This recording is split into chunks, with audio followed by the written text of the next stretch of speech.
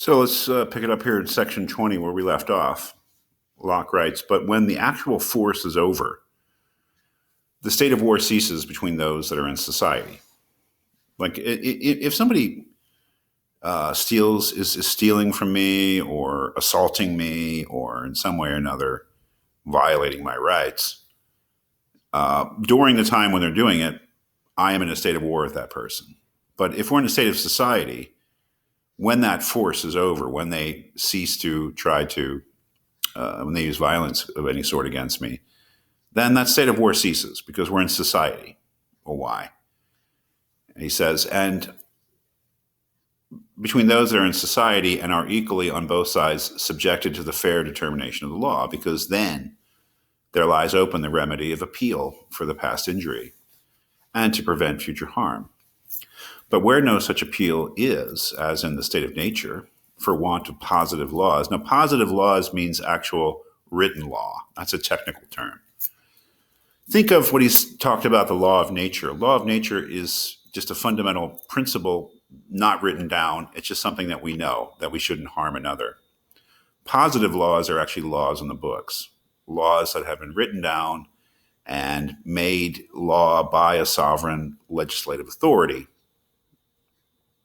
Positive laws, laws that you can look up in a book. The law of nature you cannot look up in a book. If anything, it's in your mind, or as St. Paul said, in your heart.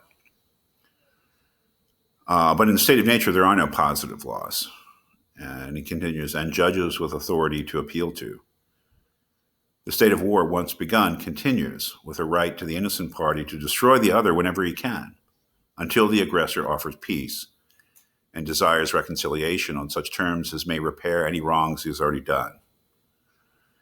So violence and the cycle of violence can definitely get out of control in the state of nature.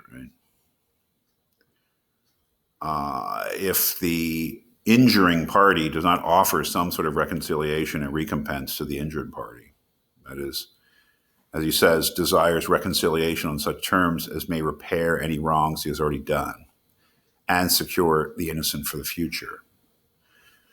Nay, where an appeal to the law and constituted judges lies open, but the remedy is denied by manifest perverting of justice and a barefaced wresting of the laws to protect or indemnify the violence or injuries of some man or party of men, there it is hard to imagine anything but a state of war. For wherever violence is used and injury done, though by hands appointed to administer justice, it is still violence and injury, however colored with the name, pretenses, or forms of the law, the end whereof being to protect and redress the innocent, by an unbiased application of it to all who are under it. Wherever that is not bona fide done, war is made upon the sufferers, who having no appeal on earth to right them, they are left only to their remedy in such cases an appeal to heaven. And here is really one of the key ideas here in the beginning of section 21. To avoid this state of war, wherein there is no appeal but to heaven, and wherein every the least difference is apt to end, where there is no authority to decide between the contenders, is one great reason of men's putting themselves into society and quitting the state of nature. This is sort of the liberal political story that we start out in the state of nature. And in Locke's state of nature, we're reasonable creatures. I mean, you and I don't need the law, the government to tell us the fundamental notions of justice. We know them.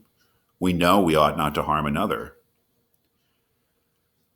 But some people don't always obey that law that they know. They disobey it. They choose to disobey it, and they do harm people. So we have violence. And,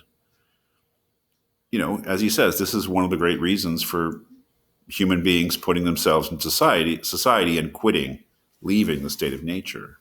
That's the story, that we individual human beings create government to avoid the inconveniences of the state of nature. And it's through our creation of government, just as in Hobbes, that we leave the state of nature.